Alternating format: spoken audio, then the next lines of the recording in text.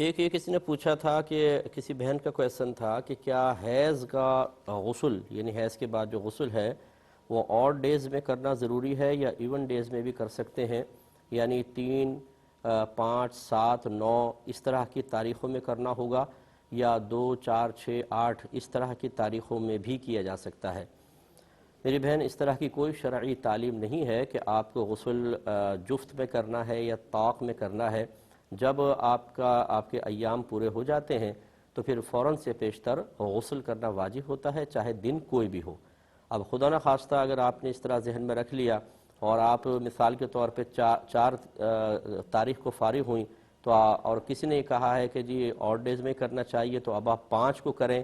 تو گویا کہ آپ نے ایک دن کی نمازیں خواہ چھوڑ دیں تو گناہ کبیرہ کی مرتکب ہوں گی۔ اس طرح شریعت کی کوئی تعلیم نہیں ہے۔ آپ کے حیض جس دن بھی ختم ہو، چاہے وہ 4 تاریخ کو ہو، چاہے یعنی 4 دن میں ختم ہو، 5 دن میں، 6 دن میں، 7 دن میں، یہ مختلف عورتوں کی عادات ہوتی ہیں۔ جیسے آپ پاک ہو جائیں اس کے بعد یعنی ختم ہو جائے حیض، غسل کریں اور فوراً نمازیں سٹارٹ کر دیں۔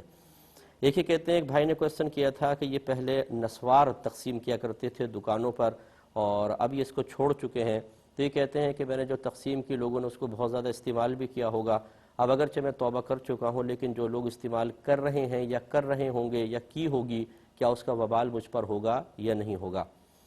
دیکھیں، پہلے ایک بات یاد رکھیے گا کہ ایک جو ہم لفظ سنتے ہیں نشہ، یہ نشہ ایک کیفیت کا نام ہے، ایک حالت کا نام ہے کہ جب یہ حالت اور کیفیت ہم پر طاری ہوتی ہے تو کچھ اس کی علامات ظاہر ہوتی ہیں۔ وہ علامات یہ ہوتی ہیں کہ زمین آسمان، آسمان زمین لگنے لگتا ہے، اگر ہم چلیں تو پاؤں لڑکھڑاتے ہیں، اگر کچھ بولیں تو صحیح الفاظ ادا نہ ہوں، اگر کوئی عورت سامنے کھڑی ہو تو پتہ نہ چلے کہ یہ انسان ہے کہ جانور، اور اگر انسان ہے تو بیوی ہے، بہن ہے، ماں ہے، بیٹی کیا ہے، ہاتھ کی گرپ کمزور پڑ جائے، تو یہ تمام جو علامات جب ظاہر ہوتی ہیں اس کو کہتے ہیں نشہ۔ تو یہ حالت یعنی کیفیت نشہ ہے۔ بعض اوقات جن چیزوں سے یہ حالت قائم ہوتی ہے انہیں بھی ہم کہہ دیتے ہیں یہ نشہ ہے، جیسے ہیروئن کو کہتے ہیں نشہ ہے، جی شراب ایک نشہ ہے۔ تو حقیقتاً تو حالت اور کیفیت کا نام ہے، اور یہ حالت اور کیفیت طاری کرنا حرام، اور اس کے لیے کوئی چیز استعمال کرنا، اس چیز کا استعمال حرام ہوگا۔ تو اب خلاصہ کلام یہ ہے کہ بہت ساری امور ایسے ہوتے ہیں، بہت ساری چیزیں جنہیں عرف عام میں نشہ کہہ دیا جاتا ہے لیکن حقیقتاً ان سے نشہ آتا نہیں ہے۔ لیکن یہ ضروری نہیں ہے کہ کسی سے نشہ نہیں آتا تو اس کا استعمال جائز ہے، بلکہ یہ دیکھا جاتا ہے کہ کیا وہ باعث ضرر بھی ہے کہ نہیں ہے،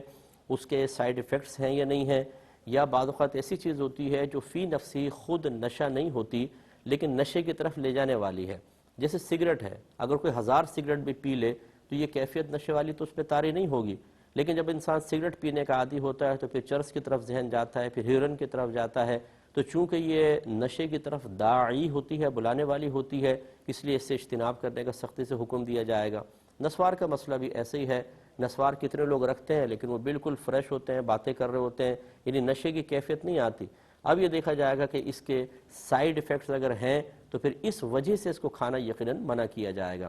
تو یہ میں صرف اس لیے آپ کو اتنی تفصیل سمجھائی کہ آپ کے ذہن میں جو ایک شاید یہ خیال ہو کہ میں نے لوگوں کو نشے کا عادی بنا دیا، اس وجہ سے میں گناہگار ہوں گا، تو یہ حقیقتاً وہ نشے کی تعریف میں نہیں آتا، لیکن میں اس طرح کی چیزوں کو کوئی جائز نہیں کہہ رہا ہوں۔ یہ سمجھ رہے ہوں گے آپ کہ اس طرح کی چیزیں استعمال کرنا یقیناً مکروہ ہے اور گندگی بھی ہوتی ہے اس وجہ سے، اور معیوب بھی سمجھا جاتا ہے اس طرح کی چیزوں کے استعمال سے، اس لیے یقیناً برا تھا، لیکن اس حد تک نہیں کہ جیسے کوئی نشہ آور چیز ہیروئن دے یا شراب دے، وہ جس طریقے سے حرام ہے اس طریقے سے اس کی تقسیم کا وبال اتنا سخت تو نہ تھا لیکن غیر مناسب تھا۔ بہرحال آپ اللہ تعالیٰ کی بارگاہ میں کامل توبہ کر لیں،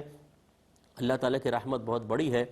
اگر کوئی کسی کو گناہ پر لگا دے اور وہ تائب ہو تو حتی الامکان پھر یہ کوشش کرے کہ وہ گناہ سے باز آ جائے، لیکن وہ نہ آئے تو پھر یہ شخص بری الذمہ ہوگا۔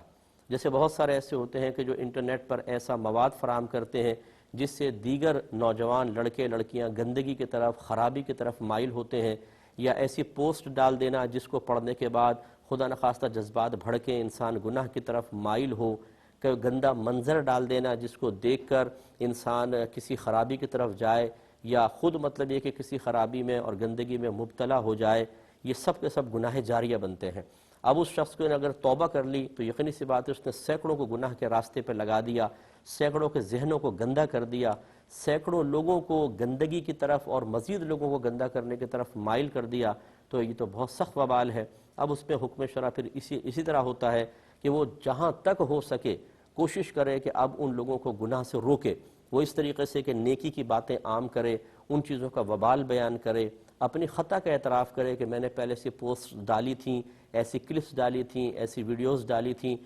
اور ایسا کوئی مواد ڈال دیا تھا جو واقعی اخلاق سے گرا ہوا تھا، اور میں اس پہ نادم شرمندہ ہوں، میں توبہ کرتا ہوں اور میں آپ سب کو منع کرتا ہوں کہ اس طرح نہ کریں، اور اگر آپ کریں گے تو اس کا وبال آپ کے اوپر ہوگا۔ تو یوں وہ بار بار جتنا ہو سکے وہ کرے تاکہ زیادہ سے زیادہ لوگوں تک اس کا پیغام پہنچے۔ اب اگر کوئی جس کو اس نے عادی بنایا تھا اس پیغام کو سننے سمجھنے کے باوجود پھر بھی غلط راستے پہ نکلے تو تمام تر وبال اس پر ہے، پھر اس پر نہیں ہے کہ اس نے اپنا کام کر لیا کہ توبہ بھی کی اور روکنے کی کوشش بھی کی، اب کوئی نہیں مانتا تو یہ بروئے ذمہ ہے۔ تو آپ بھی پھر ایسی کریں کہ آپ لوگوں کو نسوار سے یا دیگر جو اس طرح کے نشے ان سے روکنے کی کوشش جاری رکھیں، انہیں منع کریں، ان دکانداروں سے جا کر کہیں کہ تم اس طرح کی چیزیں نہ بیچو۔ اب اگر وہ نہیں مانتے تو انشاءاللہ آپ بری الذمہ ہوں گے۔